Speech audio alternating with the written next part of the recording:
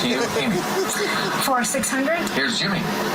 When Fritz Chrysler redesigned the black helmets for this Big Ten team so the players could see each other better, the team nearly doubled its yardage from the previous season. Michigan.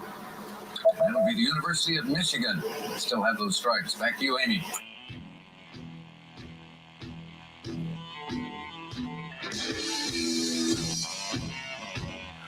All right, we're ready to kick things off on this Thursday broadcast along with Jim Scarcelli. I'm Dennis Fithian. Scar, that was audio from Jeopardy back when the great Alex Trebek was running things, and I was listening to ESPNU on Sirius, and they were chiming in, and they had a Michigan question. They didn't get Chrysler's name pronounced exactly the right way, but they also didn't get the question. So there you go. That happens, you know. The winged helmet. That was the answer, right? That's what they. Yeah. What was the team's name? I think Michigan. And you didn't phrase it. You need to phrase that in terms of a question. So the correct answer from you, Scar, would have been, who is Michigan? Okay. If you would have been on Jeopardy and all the questions and everything else, it would have been like Norm for Cheers, the famous episode when he was on Jeopardy. I don't know if you recall seeing that one, do you? No, I don't. Well, Norm always sat at the end of the bar and, and drank beer in the same spot with the mailman, Cliff. And when he went on there, the questions were like famous beers, bar stories, bar games, all the things that would lead right into them. And if I went on Jeopardy, if it was college football history was sitting up there, I would pump my fist a little bit. I'd feel pretty good if that was. So you're not looking for opera. Opera, I would not do good in Shakespeare. I would not do good in Shakespeare. Every time those come up there, I always just say, I don't know, puck. I say puck a lot, and things like that. So I don't know. Yeah, those would be the two I would not want to get. Maybe literature, but definitely not Shakespeare. I'm not very good with Shakespeare. Yeah, me not at all. So I would just put the buzzer down. Put the buzzer down. Well, you don't have to put the buzzer down today because we're not going to be talking about Shakespeare. This is going to be questions that you like and answers that we're all waiting to hear what you have to say. We do want to remind everyone out there that they can call in if they want at 810-666-1574. That is available for you. And as far as the show that we're going to get to, before we get to that, we want to remind everyone with Father's Day rapidly approaching, you're looking for a gift for the Michigan man in your life, go ahead, slide them a subscription to the Maize and Blue Review. Go today to michigan.rivals.com. What a great gift. The ties and golf balls, you've been there, you've done that.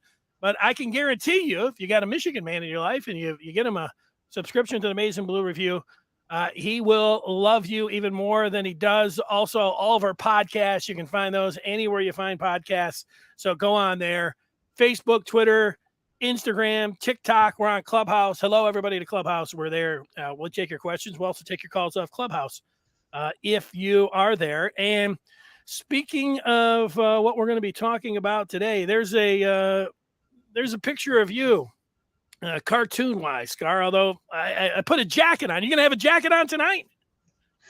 Yeah, I'm actually going to a Polish Sports Hall of Fame banquet out in Troy, and Mark Dantonio is apparently going to be inducted, so I'm looking forward to it. I've never been to this function. I got invited. Joey Kosar is supposed to be there. A lot of I didn't know anything about it. I'm interested to go. I'll give an update next week what I learn and who I meet and how it goes.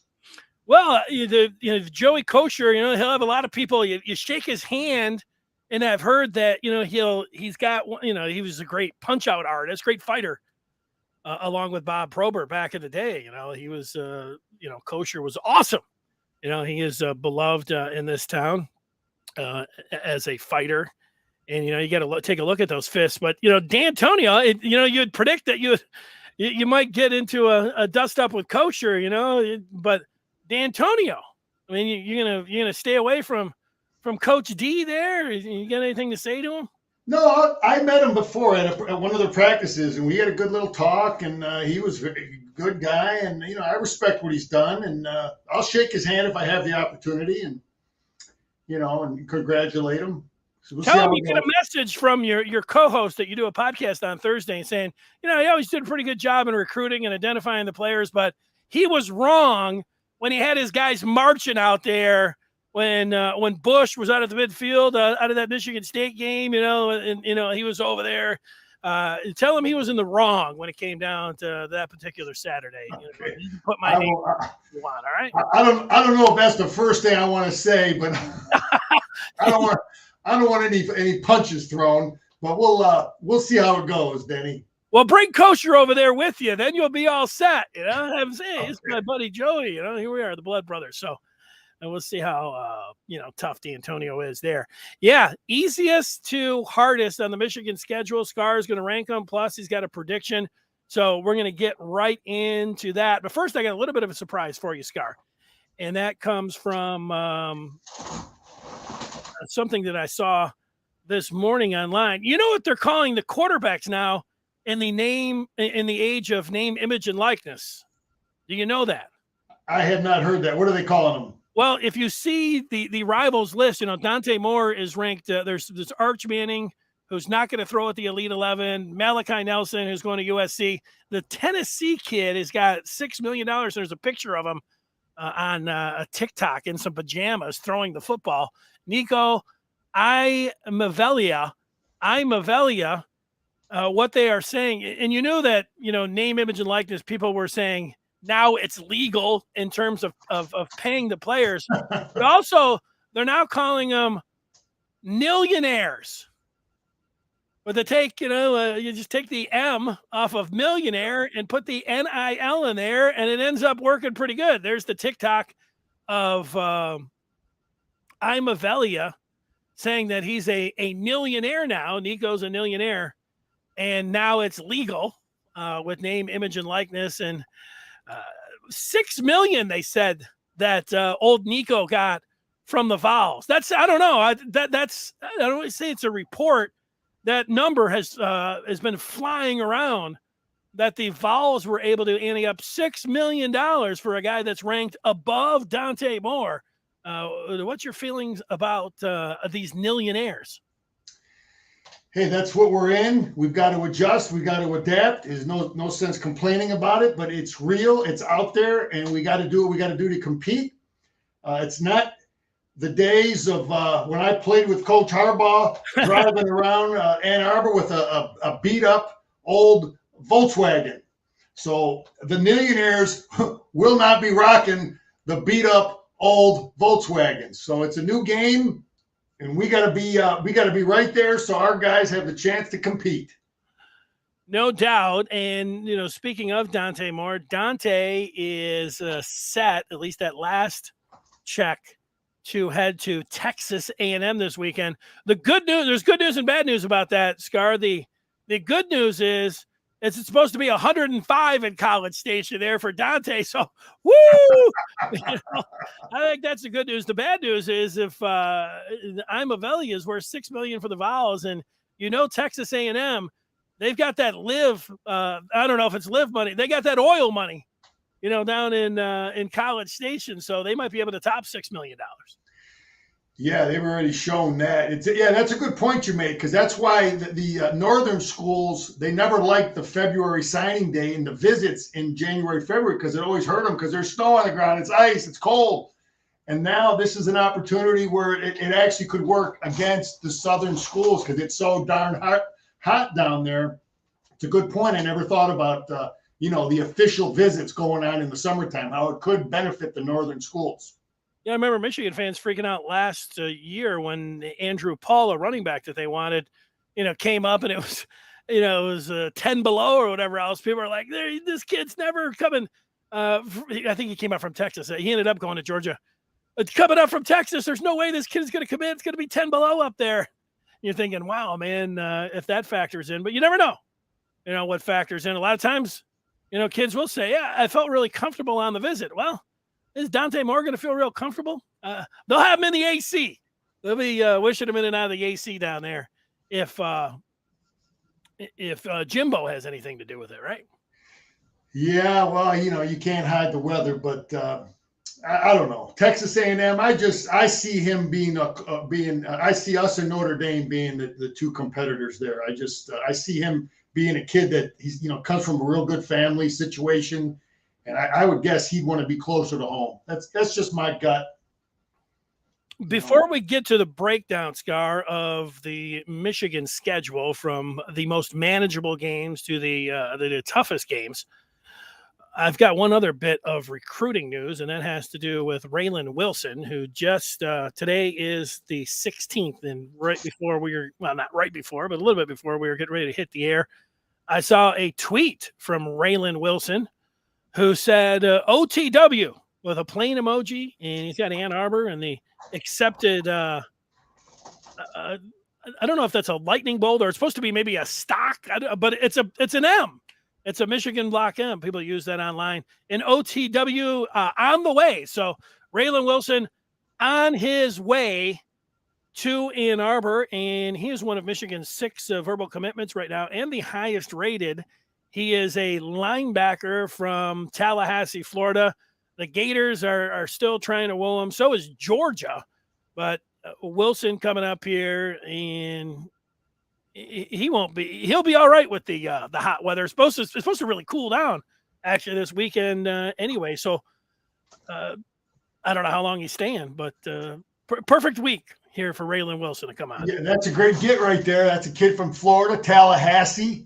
I played with a lot of guys that wanted to get out of Florida. They wanted to come north. So he's a highly ranked kid, 119th national, good looking linebacker. And so he's right there. And sometimes the struggles of certain programs can help you. Florida State is just kind of, what are they doing? Not much. And this kid's right from there in Tallahassee, came to Ann Arbor, and he wants greatness, academic greatness and athletic greatness. So he's coming to Ann Arbor.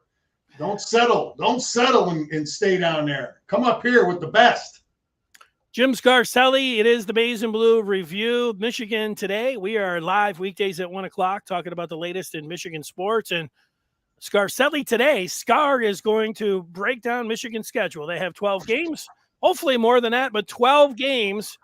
And he is going to go from the easiest or most manageable game on Michigan's schedule to the one that, at least on paper, as we sit here on June 16th, is the most difficult. And with that, Scar, I'm ready for your 12th most manageable game. I guess, no, this would be the top most manageable game, the easiest game from 12 to 1. Who do you got?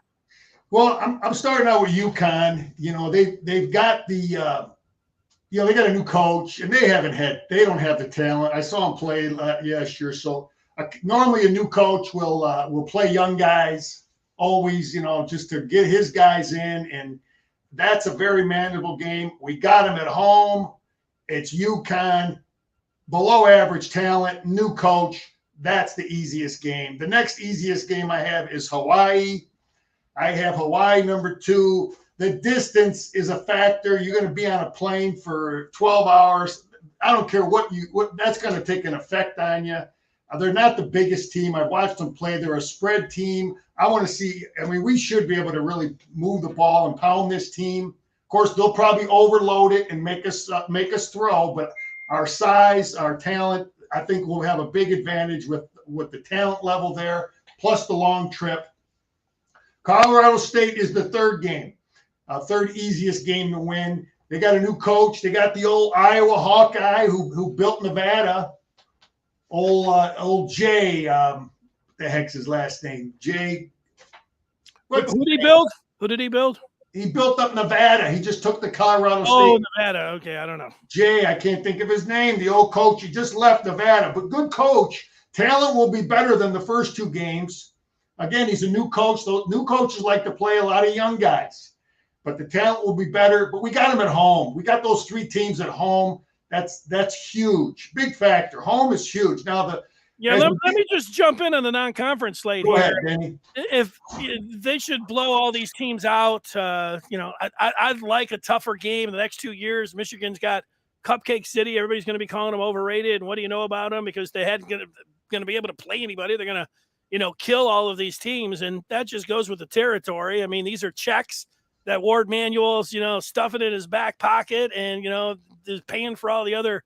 But, he can easily say, look at other teams do it as well. And so if he wins them all and has a really good year, it doesn't matter. And, we'll take a 1 off and it's going to be a 2 off next year. But I don't like it. If it was perfect schedule, although Colorado State, Michigan better beat them by, 30 points. It would be great if the easiest one, UConn, was the opener, followed by then Hawaii, and then, followed by Colorado State, and then Hawaii, or I guess inverted that way. Easiest or most manageable, but they should flatten all of these teams and be 3-0. See, Denny, to be honest with you, I'd rather play. If I had my choice, I'd rather play our toughest team game 1 because of our quarterback situation.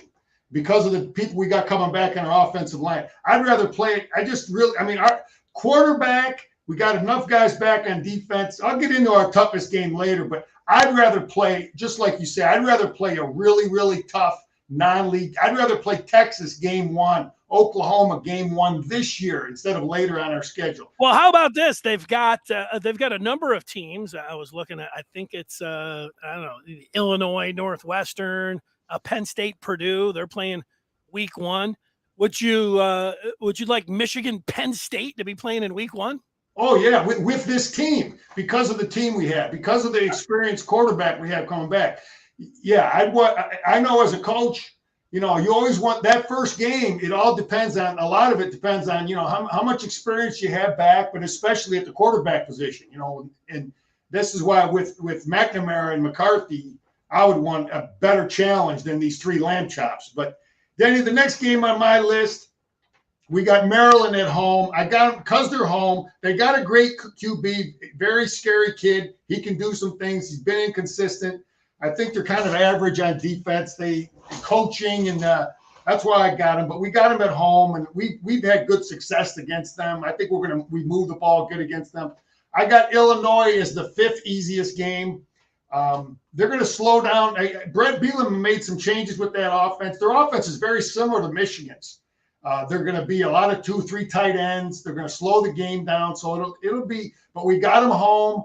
I don't think they have the athletes on defense, and they don't have, and I watched their spring game. They don't have, they make quarterback issues. I think we'll outplay them at the quarterback position, and we'll have better players on defense. Let me get one more team, Danny, then I'll let you make your comments on it. But I got Indiana. Now, Indiana might be a little – I got them in the middle. That could end up being a real tough game because it's on the road. But Indiana on the road, they don't get a lot of people at their games. So it's not a huge, home advantage. So, that you just got to call. It's not like going into Iowa or Michigan State, but no, the guys are really good. I've never heard them say, Bloomington Memorial Stadium, Hornets Nest. I've never heard. It's just not. They just don't. They haven't had the momentum to get people coming and filling up the place and selling it out. So I played in that stadium, and it's not, the size of the crowd and those things affect, how big of is your home advantage. But the guy's a good coach. I don't know what he's going to have at QB, but I got him in the middle of the pack, as for a game that's on the road, being a game I think we should win. But go ahead, give me your thoughts on those 3 Big Ten games. Well, if you're organizing what you think would be the perfect way, even though you said you wouldn't mind having a tough team right off the bat, I don't mind easing my way in the pool. You like jumping in. I don't mind just dipping my toe in there a little bit. Super easy non-conference slate. And then according to your rankings here, Michigan's first game, which is home, is their most manageable Big Ten game, and it's Maryland. Their second most manageable conference game is what a lot of people will look at as a sandwich game because it's Michigan's last home game of the year.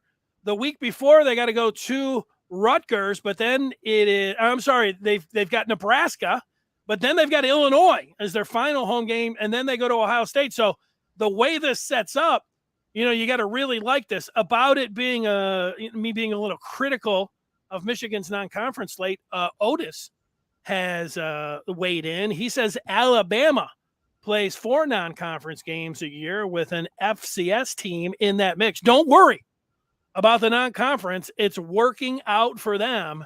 It can work for us too. So Otis, he doesn't mind the super easy non-conference slate. No, hey, I agree. You know, the SEC, they're playing 4 lamb chops. If they don't have a big time player on their schedule, then why should we? If we're all trying to get into the Final Four. But let me get into my next game here. I got Rutgers is we go on the road to Rutgers. Rutgers is tough. They got their quarterback back. They did a great job against us last year. He's a really good defensive coach. We had a tough time moving the ball against them. We had a tough time stopping some of the things they were doing on offense with their quarterback. So I got them as the 7th, as the 5th most difficult game because of the quarterback, because we're on the road, because he's a good coach. He knows how to stop our physical 2-3 tight end offense, and we struggled last year. I've got Nebraska as the as the 4th most difficult game on our schedule, 5th most difficult game on our schedule, because Nebraska is tough to defend. I have him as one of the most difficult teams to defend because of the things he does with the quarterback. They're getting better players. He brought in like 16 transfers, guys that's played at other schools. Nebraska, even though we're at home, but that's a game that we don't know. That could be easier than Indiana on the road. I don't know. But I think Nebraska, because of their quarterback difficulties defending them. The next is Penn State. I've got Penn State because they're at home and they've got, they've got some real good talent. Penn State has good talent. And, they're not going to focus on us. That's not the number 1 game on their schedule, but they've got good players. They're very similar with us in terms of how well they recruited. He's got his quarterback back for a 6th year, so they will be a tough team to beat.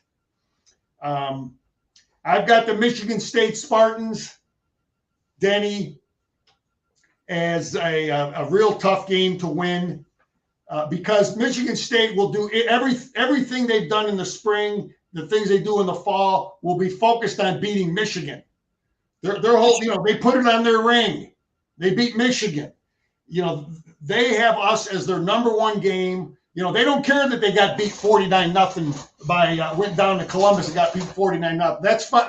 They'll pretend that doesn't happen. They want to focus on Michigan. Michigan's trying to win a Big Ten championship. We got to beat Michigan State, Penn State, Ohio State. We got to beat everybody. But they will be tough because they focus on us. They've got good players. They're bringing in transfers. They'll be a tough game. Now, Danny, I must have missed a game in here on my list. Who did I miss? Because Iowa. That's right. I'm sorry. I have Iowa as the number 2 team because we got to go on the road. I'm sorry. I had it in my notes. I couldn't see Iowa there. Iowa on the road. I played in that stadium. It will be loud. It will be intimidating. It will be tough for our offense to communicate. They will be much better than the championship game. I mean, we struggled to move the ball early on. We got the halfback pass going with Donovan Edwards, and then we got JJ, and we got the one run going with the linebacker out of position, but we struggled to move the ball against them. That game will be tough. It'll be a lot lower scoring, I think, than the championship game. They'll make adjustments. I mean, I like our chances, but that game's going to be tough because it's on the road, because they have a true home field advantage. And obviously, Ohio State will have the greatest talent we're going to face. But they'll have the quarterback, but that every game on that schedule we can win. Every game on that schedule, I feel confident we can win. I think I've said this before. Coach Mueller, he used to prefer to play Ohio State on the road. He just, I don't know if it was just his way of trying to instill confidence in us, but he said, you don't have the distractions, you don't have the tickets for everybody, you don't have your, all the BS that comes sometimes with being at home. But Ohio State will be the best because they have the best talent.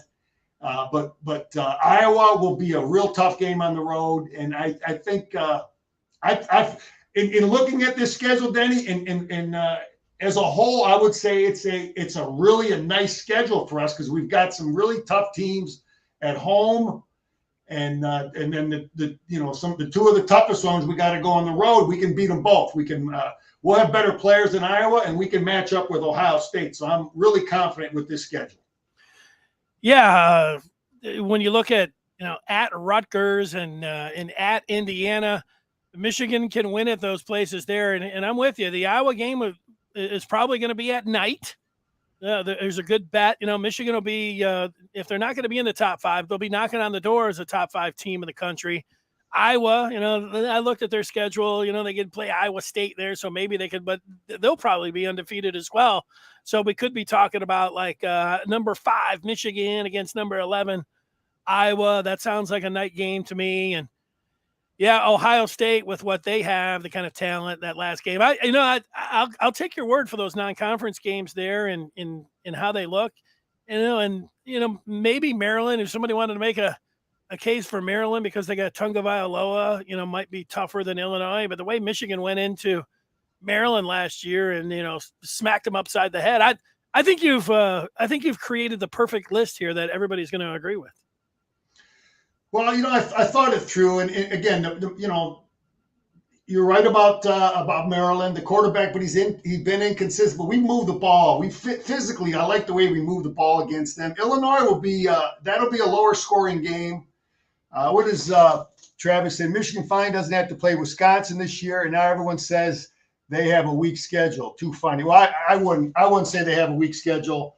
The non-league games are questionable, but hey. Nebraska and Iowa are two of the best teams from that side of things, man. And Illinois is they're going to shock some people this year.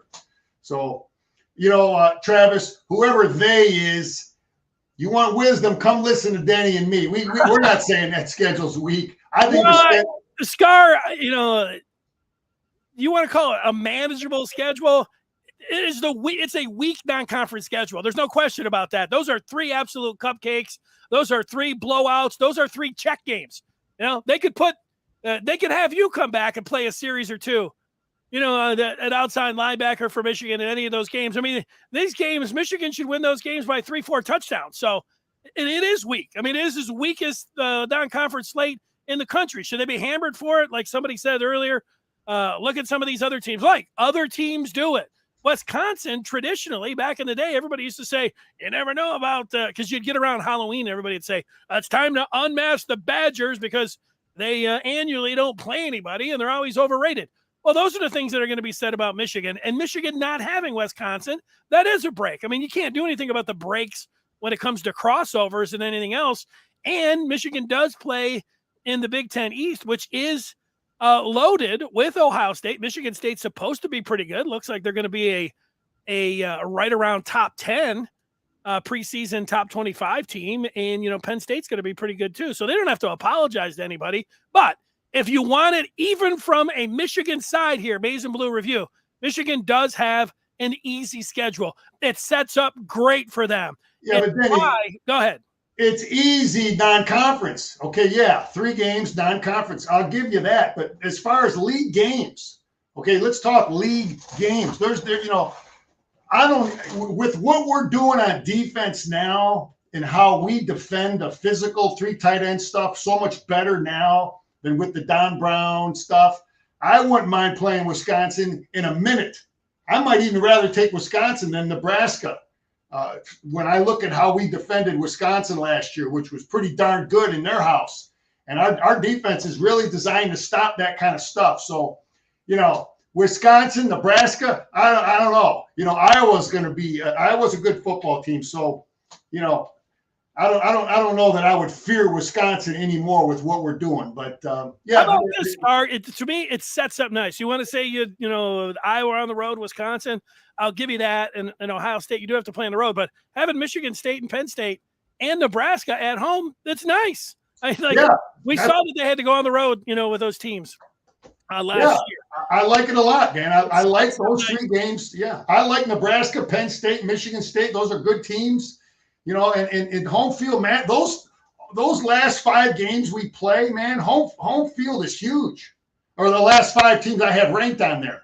Nebraska, they got a home field advantage, man. Penn State, home field matters, and obviously Michigan State and Iowa, and we got 3 of those guys at home. Three really good teams there, and we just got to get out. We got to get out there, and with our experience, I'm glad we got Iowa early on too, with our quarterbacks who are experienced. So we got them fairly early going into that hostile environment. I'm confident, but there's not a big difference between Wisconsin, Nebraska, Iowa. There's not a big difference between those people in my mind. Okay, here's some more feedback from you. Otis, the nice thing about J.J. McCarthy is on the road. If the play breaks down, he can make something out of nothing. And Otis agrees with you, except he would move Penn State to be the second hardest, Michigan State 3, and Iowa 4. So Otis, the reason I have Michigan State more difficult is because they will have plays that they haven't run all year for us. They have been working on things in spring football. They will work on things in fall camp that they will not show. They will, because they believe that Michigan game means so much to them. Yes, all things being equal, Penn State will have better players, I think. I think they recruited a little better. I think there'll be a slightly better players there. Both quarterbacks are good, mobile guys, but the reason I put Michigan State slightly above Penn State was because of the things our defense will not have an opportunity to prepare for. All right. And Travis saying that we have to root for Iowa to lose early. Fox owns the rights to the game. They could very well put it at their famous noon kickoff, unless it's a battle of top 15 teams, then Fox will move it to night. Well, it always gets tricky there. So you're also rooting for Ohio State against Notre Dame on that opening weekend as well. I get into, but don't you want Iowa to be ranked as high as they can be for the October 1st matchup, whether it's night or not, so you can say, hey, Michigan's got a top 10 win, maybe, or certainly I think at that point, top 15 win. It's the same thing against Ohio State. You want them to lose at home against Notre Dame, and then, Michigan might need that juice, the final weekend down there in Columbus. If you win all the games, you don't have to worry about it. But, if you stub your toe once or twice, those things like strength of schedule and toughness in the league. But, I'm saying all that. I will not be rooting for Ohio State on September 3rd. I won't be rooting for Notre Dame either, but I'm not going to root for either of those teams. And you want me to root for Iowa State over Iowa? All right, Travis. For you, and because it could mean a noon game instead of a night game, I'm in with you. I'll do it. Yeah, it's a lot nicer playing at noon as a college football player. And, in general, we want our other Big Ten teams to win their non-league games, but I'm not going to lie. Everything affects recruiting. So, I can't say that I always want Ohio State to win, because the more they lose, the bigger impact it'll have on recruiting. But, I think, we're playing Hawaii at night, I do believe, right, Denny? That is correct. Yeah, I think that's probably not by accident. I think it could be, in a way, it can be a good thing, because, again, our players get acclimated to that long day of hanging around. It's not comfortable, but you have to get used to doing it. And there is an upside to having one night game under your belt if we do have to go to Iowa 3-4 weeks later and playing at night. To be honest, who does Wisconsin play besides OSU? That makes them so important to Michigan schedule to make it tough. They've still got to beat Iowa in that league, and they got to beat Nebraska, and I don't know who else they got. OSU is enough. Like I said last week, everybody in the Western Conference, when they get their schedule, the first thing they're looking at is Ohio State on their schedule, and then Michigan and Penn State would probably be the other two teams they're looking at. Who's on our schedule from the Eastern Conference? But Ohio State would be the number one team. Nobody from the Western Conference wants to play. No, I hear you. I think if you polled the 100 Big Ten fans and said who's the rules the roost, even though Iowa did go to the Big Ten championship game, I think most people would vote Wisconsin. They have been to the Big Ten championship game since it was installed 8 years ago. I believe the most out of the West, but yeah, and they do traditionally have a really good run defense, and now they took down Notre Dame last year. However, that went down, and Michigan has had their battles with them, but that's it. It's you want to say Iowa's better, all right. And calling the Michigan State game, I believe, their Super Bowl. So there you go. And here are the last three. Scar ranked them. Ohio State the toughest, Iowa, then Michigan State, Penn State. Then it gets to Nebraska, Rutgers, and Indiana. And how they set up Illinois, the last Big Ten home game of the year for Michigan. Maryland, the first game of the year. Colorado State, Hawaii, that night game. And then UConn, the most manageable game. I like it from a fan, media perspective. I didn't go to the games last year, but I've been to a lot of those night games. I think about a Minnesota game or even a Wisconsin game. Sitting up there, you sit up in the press box and you just wait afterwards, and you can just see, you're looking down stadium until the cars actually, you're up there pretty high in that press box. Once it starts to thin out, you're able to watch another game there, and then you just go walk home. But tailgating all day, there's nothing like what's that going to be? September 10th. So I don't know, about 65 degrees. I'm going to guess at game time, where it could be up into the 80s. Tailgating all day, that's going to be a heck of a day. Sometimes the opponent doesn't. When you have games like this, the opponent doesn't even matter. Sometimes the tailgate will be better than the football game when it comes down to a game like Hawaii or UConn and Colorado State. It'll be a great tailgate day, Saturday, September 10th.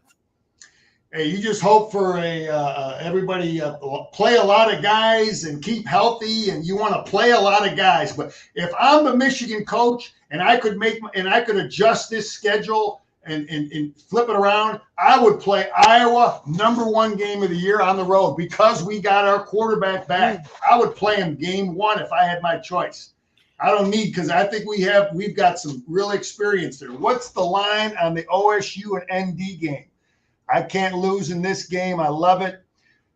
If either team loses, better for Michigan, though. If OSU, he's right, it's better for Michigan. All the Big Ten teams that win is better for us. But I would think Ohio State, with the quarterback situation and the kid they got back, will be a good favorite in that game. I would probably bet Ohio State if it's 6.5 and below. I would take Ohio State.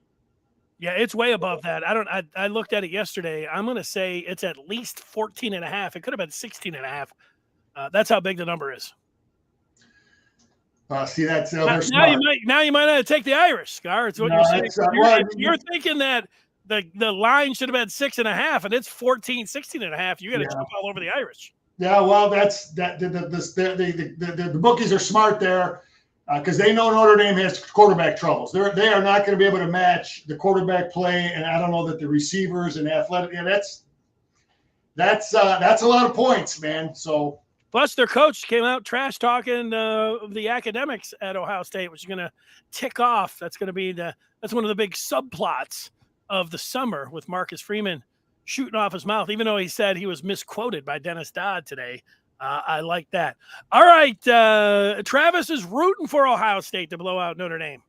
See how many of the Notre Dame recruits they can flip after that. There you go. Little wink emoji. Maybe trying to flip some. 16.5. Otis is saying, yeah, it is a lot. I thought that the number was 16.5. It's a big Danny, the downside, you see, Travis is thinking. He's thinking right. He's thinking like I think about recruiting.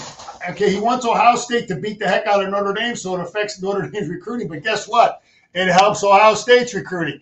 So that's one of those games where if we have our choice, you'd probably rather have Notre Dame get kids, not Ohio State. We don't want to lose guys to Ohio State. We don't play Notre Dame to win a Big Ten championship. We don't got to beat Notre Dame. We got to beat the Buckeyes. So we always want Ohio State to be on the losing end, so it affects their recruiting. All right. I like it from that standpoint.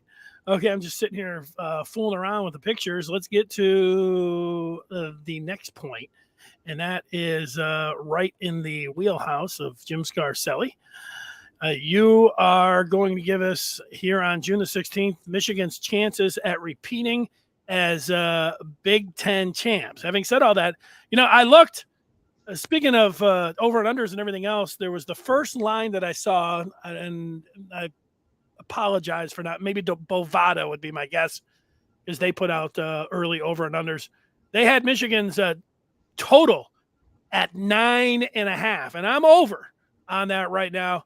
A month ago, I picked 10-2. I think that's the real easy pick, saying Michigan loses at Iowa, Michigan loses at Ohio State. 10 wins. I wouldn't take that. If somebody said you can have 10 wins right now, would you take it? I would not take it. I've come around in the last month myself, Scar, where I think Michigan now is going to beat Iowa. So I have them going 11-0. I know that sounds it sounds quite homerish, to talk about Michigan being undefeated going into the game against Columbus on November the 25th, which that is going to be Thanksgiving weekend. But that's how I feel sitting here today. What about you? Totally confident. I'm right there with you. We could very easily be 11-0 going into Columbus. I like it. I like this team. I like this quarterback. I like the people we have. But so I believe we have a good chance. I would definitely take over 9.5.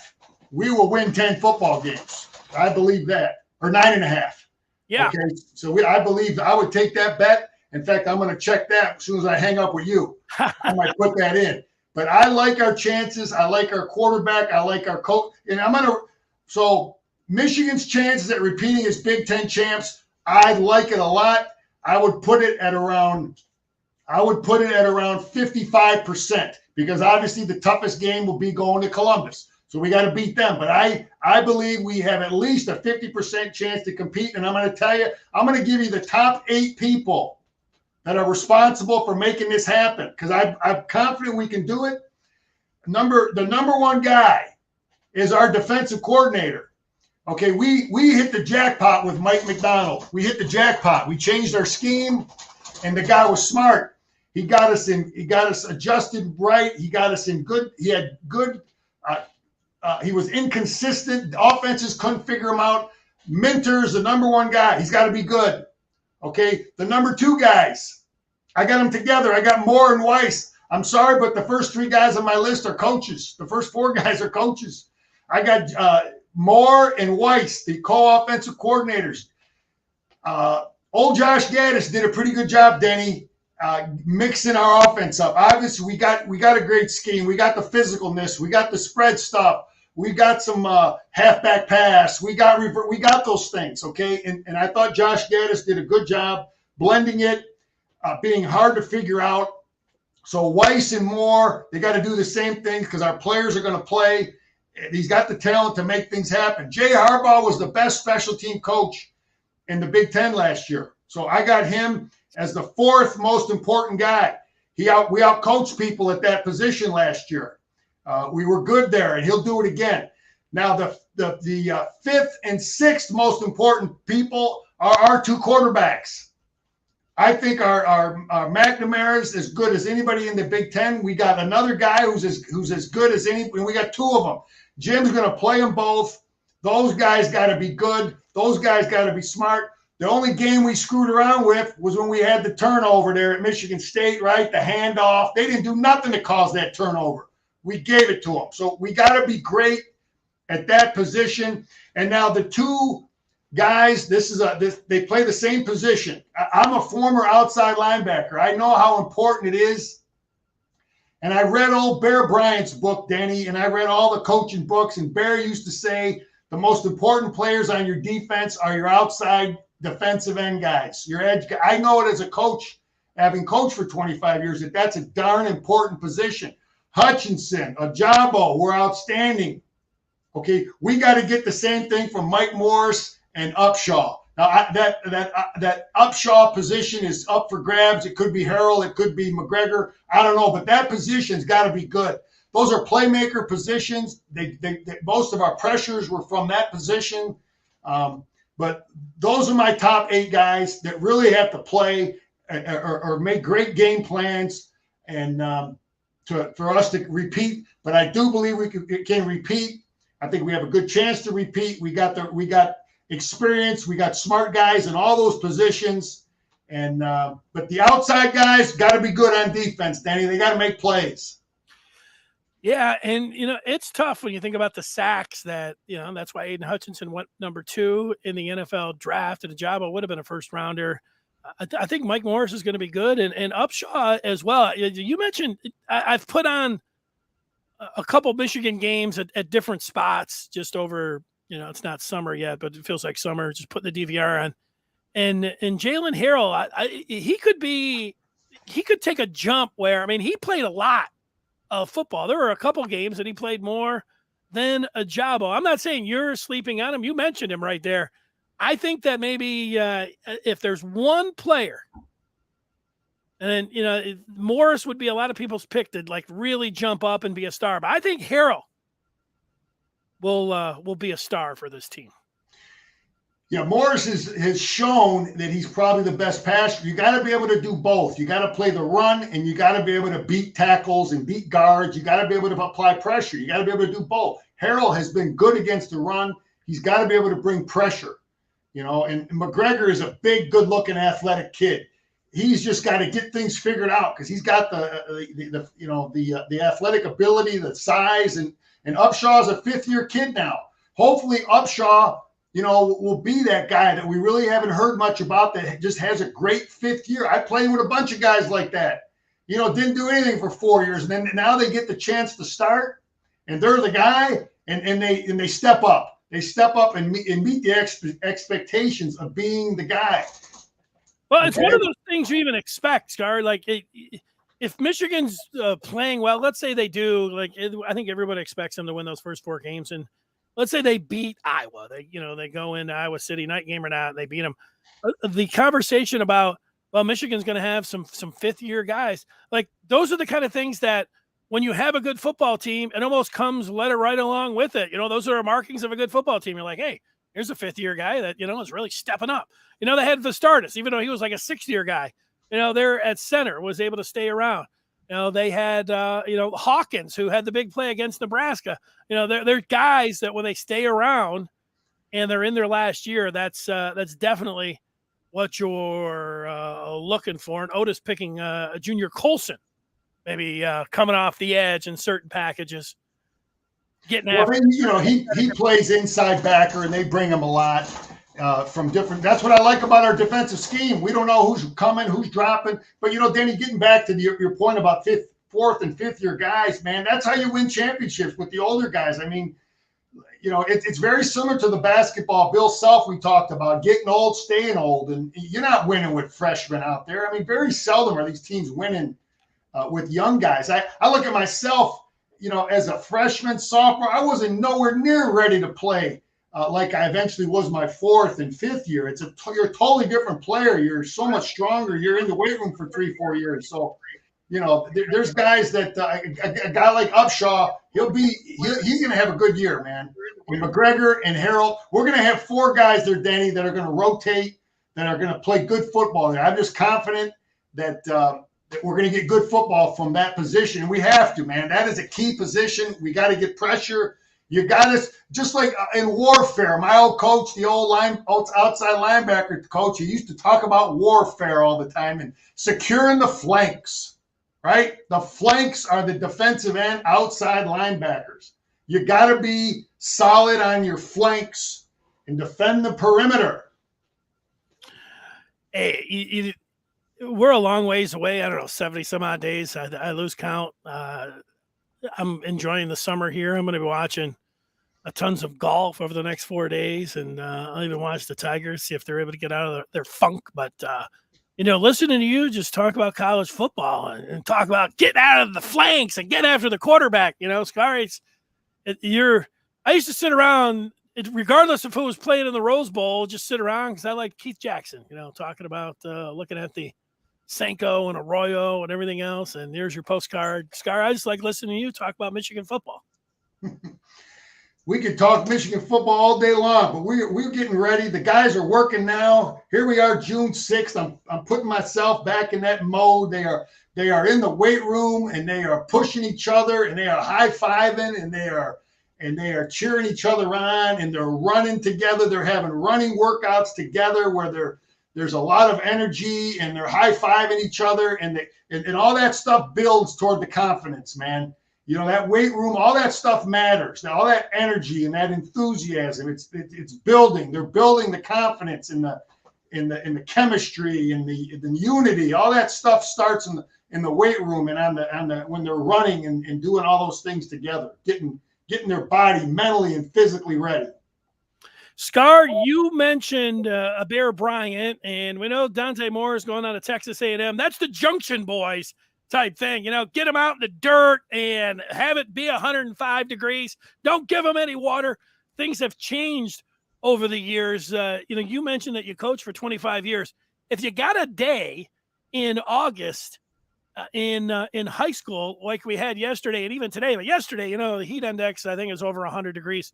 What did you do with your guys? Did you take it a little bit easy on them, or was that the day really to get after them because it was so hot? I never forget my freshman year. We were the #1 ranked team in the country, and it was really cool that fall. And Bo came out. We started practice, and he would get us together before, and he said, I don't like it, men. It's too cool out here. I don't like it at all. We're going to pay. I don't like it. It's not going to get us ready. And we had cool practices. And then sure enough, first game of the year, we go to Wisconsin. It's 95 degrees, and we got beat. Whether that's a correlation or not, I don't know.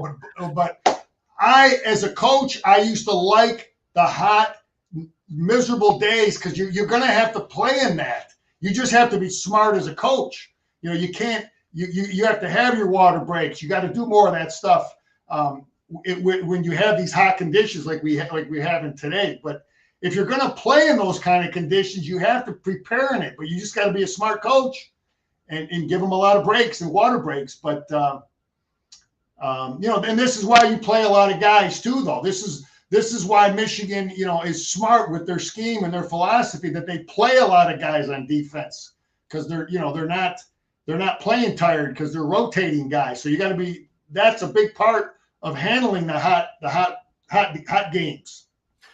I like it. And somebody, I guess we mentioned Keith Jackson. It's been a long time since I've done a Keith Jackson. Let me give you one, Scar, and you tell me if I can do it or not. All right, ready? Keith Jackson, Jim Scarcelli. There's big number 90, Mike Morris. He's got big hands and a wide back, and he'll come down and he'll give you a pop, and not the kind of pop that you get at the candy store. There he is. Oh, Nelly. That was good stuff, Danny. How about swapping paint?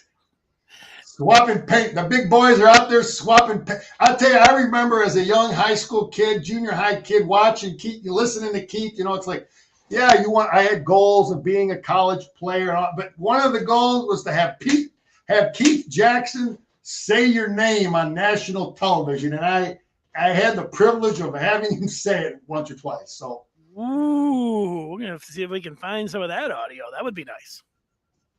But yeah, he was a legend, and those are the guys I really like that are you won't ever hear them say bad things about a kid, that got beat on a play or got run over by a running.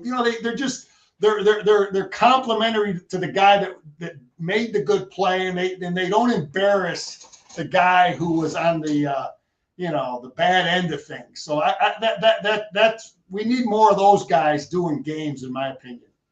The great one, Keith Jackson. The great one, Jim Scarcelli. Scar, great job here today.